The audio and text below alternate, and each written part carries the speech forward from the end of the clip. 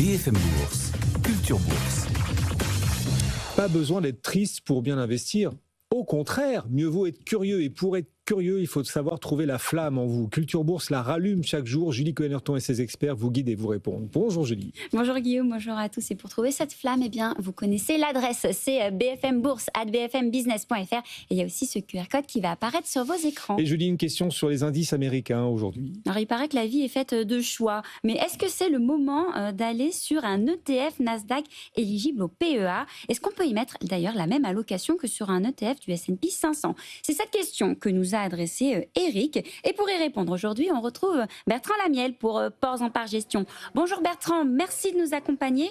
Alors Bertrand, on a Walmart qui a fait son entrée sur Nasdaq fin janvier. Sur le papier, l'indice, il semble quand même nettement moins concentré tech qu'avant. Mais est-ce qu'on peut y mettre la même allocation que sur un ETF du S&P 500 éligible au PEA? Alors effectivement, il y a les possibilités de s'exposer au marché US à travers des ETF. Et là, dans le Nasdaq, vous le citiez, Walmart vient de rentrer. Alors après, est-ce que ça change la composition du Nasdaq? Non, Walmart va faire 3% du Nasdaq. Donc c'est une grosse position, mais globalement, on reste avec un Nasdaq qui est concentré à 66% sur de la tech et de la communication. Le S&P 500 est à peine moins concentré, on est à 42% sur les mêmes secteurs. Donc vous voyez, globalement, les deux indices phares américains sont quand même très concentrés tech et communication. Donc on peut y investir autant dans l'un que dans l'autre. Il faut juste être bien conscient de ce qu'on fait au moment où on va appuyer sur le bouton achat. Et alors justement, en parlant de bons moments pour répondre précisément à Eric, est-ce que c'est le bon timing pour s'orienter vers un ETF Nasdaq ?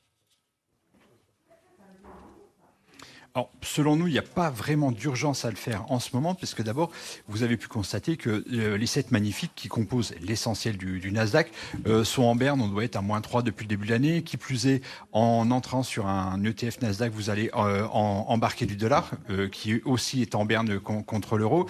Donc, on voit que le Nasdaq, depuis quelques temps, fait pas le figure versus un Eurostoxx 50. Donc, je pense qu'il faut déjà s'occuper de ce qu'on a en Europe, où ça marche très bien sur les valeurs, ça marche très bien sur les petites valeurs.